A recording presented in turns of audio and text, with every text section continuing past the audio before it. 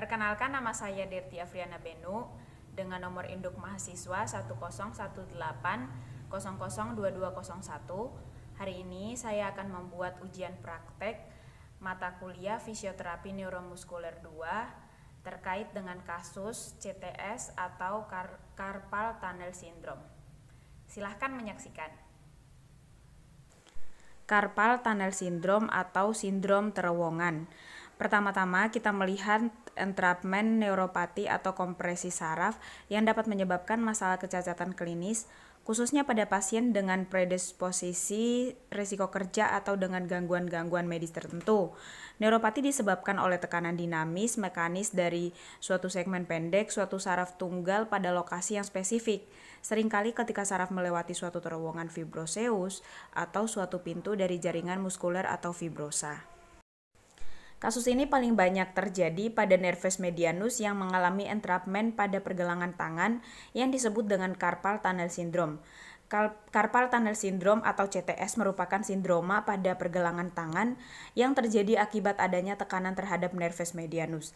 Jadi, sindrom ini terjadi karena tekanan yang begitu banyak terjadi pada nervus medianus sehingga pada saat melewati terowongan tersebut, nervus ini mengalami gangguan dan adanya kasus atau sindrom yang disebut dengan Carpal Tunnel Syndrome. Berikutnya kita melihat anatomi daripada tangan itu sendiri. Seperti yang tadi saya sebutkan tentang terowongan karpal itu terletak di pergelangan tangan dan kerangkanya dibentuk oleh 8 buah tulang karpal yang tersusun atas 2 deret. Di deretan proksimal itu dari bagian lateral ke medial ada tulang navicular, ada tulang lunatum, terus ada triquetrum dan pisiformis. Kemudian ada di bagian deretan distal atau lateral ke medial itu ada tulang trapezius, kemudian ada trapezoidum, terus ada capitatum dan ada hamatum. Jadi pada bagian tangan itu yang dimaksudkan dengan terowongan tadi itu ada susunan-susunan daripada tulang yang membentuk terowongan tersebut. Terlihat jelas pada gambar ini, pada permukaan volar pergelangan tangan terdapat penebalan fasi yang disebut flexor retinaculum. Flexor retinaculum terdiri dari 2 lapisan fascia, yaitu yang pertama ada ligamen carpi palmaris atau volaris berjalan melintang dari processus styloideus tulang ulnaris ke processus styloideus tulang radius. Sedangkan yang kedua ligamen carpi transversum itu menutupi lengkungan tulang-tulang karpal pada permukaan palmar sehingga terbentuk seperti terowongan yang disebut dengan terowongan karpal. Jadi pada pembentukan karpal ini ada ligamen carpi transversum yang menutupi lengkungan tulang-tulang karpal pada permukaan palmar sehingga membentuk terowongan karpal dan disitulah terjadi kasus CTS. Coba kita perhatikan gambar berikut ini. Kita melihat pada orang dewasa ukuran terowongan ini dapat dilalui 1 jari, artinya itu sangat luas dan luas penampang tersempit lebih kurang 2,5 cm dan panjangnya lebih kurang 9-16 mm. Dalam terowongan ini terdapat 10 struktur. Yang pertama ada nervus medianus, kemudian ada flexor pollicis longus untuk ibu jari dan ada 8 tendo flexor digitorum masing-masing 2 setiap jari, yaitu superficial dan profunda. Dan pada potongan melintang pergelangan tangan melalui terowongan karpal, nervus medianus terletak langsung di bawah ligamen carpi transversum dan di puncak semua tendo-tendo flexor. Itu artinya bahwa terowongan ini bukanlah berdiri sendiri, tetapi ada susunan-susunan dari struktur yang ada yang membentuk suatu terowongan, dan ketika terowongan itu mengalami gangguan, yaitu ada penekanan pada nervus medianus, maka akan terjadi sindrom yang disebut dengan Carpal Tunnel Syndrome. Kemudian kita melihat nervus medianus terbentuk dari fasciculus lateralis cervical 5-7, fasciculus medialis cervical 8 dan thoracal 1. Kemudian setelah memberi cabang pada otot-otot lengan bawah untuk berbagai gerakan jari-jari tangan, di bawah ligamen carpi transversum Dan kemudian nervus medianus bercabang menjadi dua, yaitu bagian lateral atau yang disebut dengan cabang motorik dan bagian yang disebut dengan cabang sensorik. Itu ada fungsinya masing-masing, yaitu untuk abductor pollicis brevis, flexor pollicis brevis, dan untuk yang sensorik ada bagian-bagian volar jari-jari 1, 2, dan 3, dan setengah lateral jari keempat, serta di bagian dorsal hanya bagian distal ujung-ujung jari tersebut. Kemudian kulit telapak tangan bagian tengah agak ke radial itu dipersarafi cabang cutaneus palmaris yang berasal dari nervus medianus juga, dan ini dipercabangkan sebelum memasuki terowongan karpal. Jadi tidak ada gangguan pada CTS. Jadi ketika nervus medianus ini melalui daripada kulit telapak tangan, maka tidak akan mengalami yang namanya CTS. Tetapi kalau melalui terowongan yang tadi disebutkan, maka itu akan mengalami gangguan sindrom. Gambar ini adalah penampakan secara utuh dari alat gerak atas, yaitu secara anterior view, yang dijelaskan tadi bahwa hanya melewati jari 1, 2, dan 3 dan setengah daripada jari yang keempat bisa dilihat pada bagian jari-jari tersebut.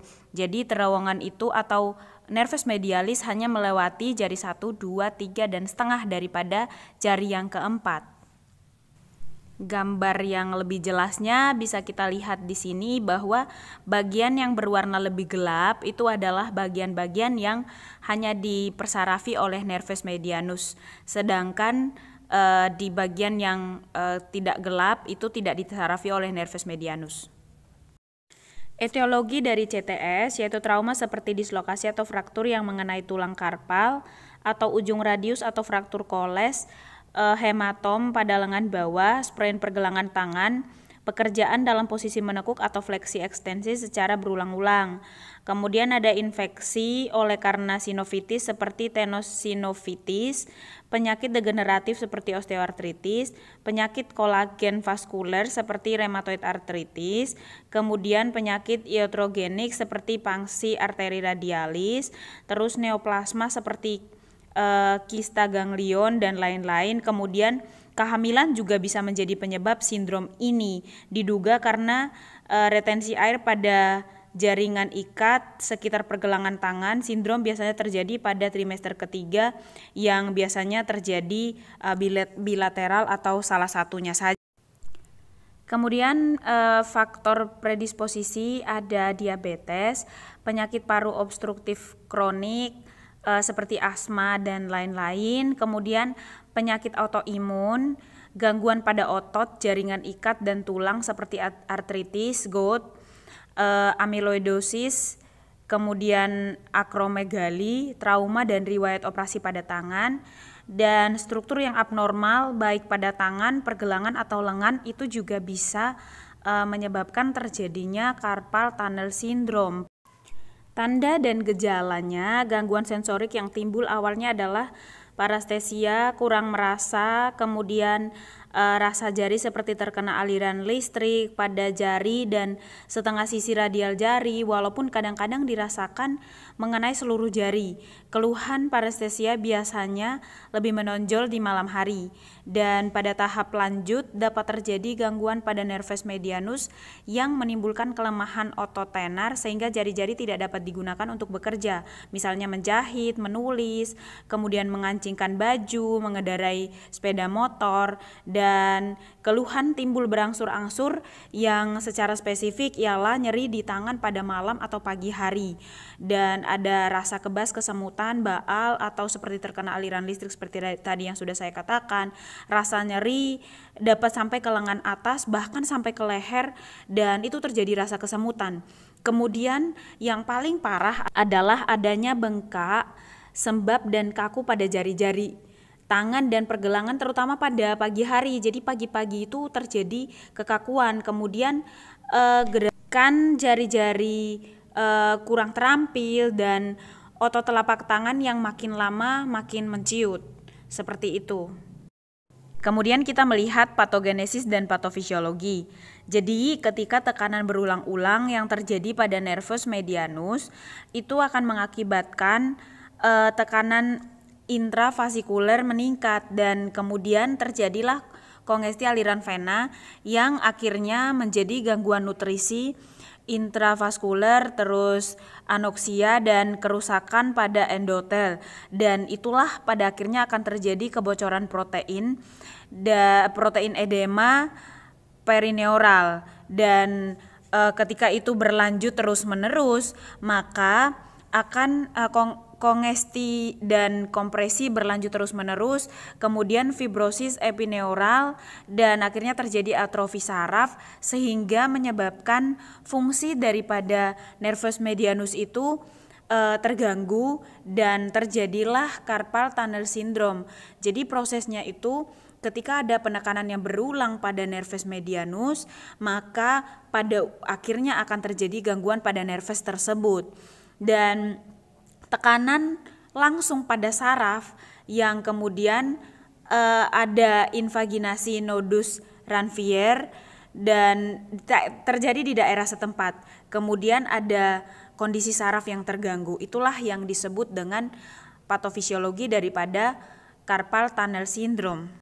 Pemeriksaan fisik yang dapat dilakukan untuk mengetahui apakah pasien tersebut mengalami CTS atau tidak harus dilakukan pemeriksaan secara menyeluruh pada pasien dengan memperhatikan pada bagian fungsi, motorik, sensoris, dan juga otonom pada tangan.